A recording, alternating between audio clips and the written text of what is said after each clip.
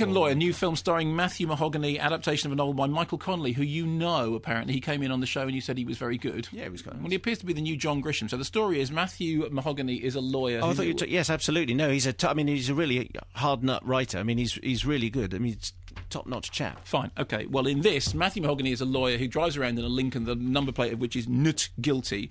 He has only recently got his licence back. He is given a case to defend Ryan Philippe. He basically defends horrible people. He's given a case to defend Ryan Philippe. It very quickly turns out that, in fact, he has been set up, and that during the course of this, the fact that he's a scumbag lawyer who just defends absolutely anybody, will that all turn around? Will he discover that there is truth and meaning to life after all? A couple of very solid supporting performances, but they are, incidentally, solid they're supporting performances. The main problem with this is this. Matthew Mahogany in the past was in A Time to Kill, which is the John Grisham thing. This just felt to me like a John Grisham with a little bit more edge. Matthew Mahogany doing his first decent performance in a very long time, but no more solid than his performances in A Time to Kill. It could be a TV movie. Looks a little bit nicer than that, but it is essentially a TV. And as the plot goes on, it becomes ever more Joe Esterhazy, by which I mean in the last movement, the twists and turns you should see coming from a honking great distance. Should we play your clip now? I think, I'm really looking forward to this. So I should say, incidentally, before we play this clip, when they supply clips for movies like this, sometimes they supply clips that reveal more plot than you would perhaps expect. Now, of the clips that were supplied, this was the one that revealed the least amount of plot, but it is some way down the line. So, as I said before, briefly, if you've been listening to the rest of the podcast, the deal is that Matthew Mahogany is a lawyer. He lost his licence. He's got his licence back. He practiced out the back of a Lincoln. He is brought in to defend Ryan Philippe. Ryan Philippe is a posh character. Ryan Philippe is very good at playing seedy, creepy posh guys who's been charged with an appalling assault. He says he didn't do it. He says he's innocent. He says he was set up because he's a rich guy. So the Matthew Mahogany character takes on the case and then very quickly realises that he is being set up. Now, I assume from the stuff that they've given us that the fact that he is being set up is is known from the trailer. But what I would say is, if you don't want to know anything at all, skip forward about 2 minutes, okay? Here's a clip, and this is William H. Macy, who is one of the incidental characters in the film who don't get enough space. Roulet is using Martinez as the other guy in the bar? Like Mr. Mustang in this case? So he's not just getting off on killing women. It's seeing somebody else do the time. That's his M.O. What did Martinez say? Enough. Enough for me to know. I gotta find another way. What you gotta do is find a way to put Roulet in Renteria's apartment the night she was murdered. That's what you Find a way to make it right, Frank. Gotta make it right. Well, you can't bring it to the cops because he's your client. And you can't take it to the DA because you'd lose your license. Worse. Any evidence we found would be inadmissible. Attorney-client privilege. It would ruin any case they could ever have against him.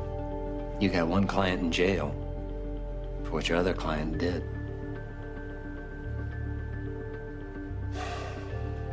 What you gonna do, Mick?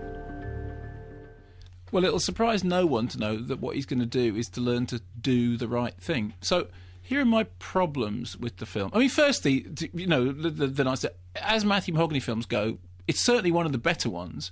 I mean, it's perhaps not up there with the Return of the Texas Chainsaw Massacre, which you remember years and years ago, he was in Return of the Texas Chainsaw Massacre with Renee Zellweger. Renee Zellweger always tried to sort of pretend that she hadn't made that film, but Matthew Mahogany did at least sort of embrace it, say, yeah, I'm proud of it, very good, enjoyed doing it. So he then sort of fell into that thing of doing a certain kind of role. There was the kind of role that usually involves the removal of his shirt. The removal of his shirt and leaning on things in Jennifer posters. Aniston. Somebody sent in a text, didn't they, saying, have you noticed, or maybe it was a newspaper article saying, have you noticed how Matthew Mahogany is no longer able to stand up? Because it was 4 or 5 films that he made in which the picture of it was him. He's also now become the poster boy for it's either a men's perfume or a shirt. I'm not sure what it is, but there are pictures of him with his shirt slightly open, looking like a man, in a way that neither you or I would ever get those contracts. You mean he hasn't got breasts, that kind of thing? No, I mean he's got, he's got. Funny enough, once I was making a documentary in Los Angeles, and we stayed at the Chateau Marmont, which is the Hotel California. You can check out any time you like, but you can never leave. And one of our production assistants met him in a lift and said he was incredibly charming in a Southern gentleman kind of way. I like people like that. Yeah, exactly. Channing Tatum is the same. Fine, exactly. So that's his MO. For me, watching this, I hadn't read anything by this author, and you had him on the programme. Yeah, he's been on the programme a number of times, and he's a hard-bitten. I think He was a crime correspondent Okay. who then moved into writing this kind of fiction. Right. And he's fantastically successful, sells by the million around the world. He's quite dour as a guest, but once you work on him for long enough... work on him? Is that yeah, what yeah. It sounds like a kind of gangland bit of you. So it's a Absolutely. Ray Winston thing. If you work on him for long enough, he'll talk. He'll sing like a canary. He's a sort of more urban John Grisham, I would say. Okay. Yeah. Well, the film feels very, very Grisham. I mean, not only because Mahogany has a track record with Grisham, but also because it's that same central idea that even though he's playing a seedy, downbeat lawyer who doesn't have an office and has been struck off and is now struck back on again and is working out at the back of his car, there is still that central conceit that even the scumbag lawyer who defends clearly guilty people because, hey, you know, that's what the profession demands, is underneath it all actually leading a glamorous lifestyle. And he has a wife, or maybe she's an ex-wife, they're certainly estranged, but it's Marisa Tomei, who seems to exist to sort of be a foil for him to, you know, bat backwards and forwards, and occasionally to provide some form of, physical respite. And she's a very fine actress, and she doesn't have an awful lot to do in this film, in the same way that William H. Macy doesn't have an awful lot to do, other than to wear spectacular hair arrangement and to be William H. Macy. So it did feel like a John Grisham-esque thing. And you know I hate John Grisham. I mean, I just can't stand John Grisham. But it's just one of your ridiculous prejudices. It's not really based on anything. It's just you've taken a him, and that's the way it is. Well, it is based on... I watched a bunch of his films. I mean, I watched a bunch of films based on his novels and didn't like any of them. How is that a ridiculous prejudice? You just decided that you don't like him. No, I didn't. I decided that I didn't like any of the films based on his books. I mean, I will confess that I haven't read any of his books, and, you know, one could equally say, well, I saw... Should you not really judge someone on the basis of what they do? Yeah, so what I'm saying is I don't like films of John Grisham books. Ah, OK. Slightly more nuanced now. OK, fine. And also the fact that he's a personal friend of yours makes No, I've never met him Yeah, before. you have. Yeah, he was on Radio 1 with you and you were all terribly chummy. I've never met him. You have. You've referred to him as you were having a conversation with John Grisham. Yeah, you have. I think we're now in the land of the deluded. Anyway, it felt like John Grisham with a slightly grittier edge. As the plot went on, it became more and more ludicrous. It ends up towards the end, I mentioned this very fleetingly in the broadcast version of this, that it is Joe Esterhazy. And when I say Joe Esterhazy, I mean think the last few minutes of Jagged Edge, think the last few minutes of any Joe Esterhazy crime thriller, think the Does a typewriter make an appearance? No, it doesn't, but you know what? You can hear it clacking away in the background. Even though it's not physically on screen, it is there clacking away in the background. And there is a big... Yeah, exactly. I'm building up to the surprise twist, and here it comes. Ding! And so it's fine, but it is a posh TV movie. Best Matthew Mahogany thing in a long time, but nothing other than... It's better than a John Grisham movie. It's better than a Mahogany movie would usually be, but it's not. I mean, I have seen some... You said that you read a great review. Yeah, for it. I mean, not that I take any notice of any other critic, of course, other than your good self. You're contractually obliged to say that. Guy at the Times said... If Matthew McConaughey, to give him his proper name... Why are you doing that all of a sudden? You've been calling him Matthew Mahogany for the last 2 years. No, you have.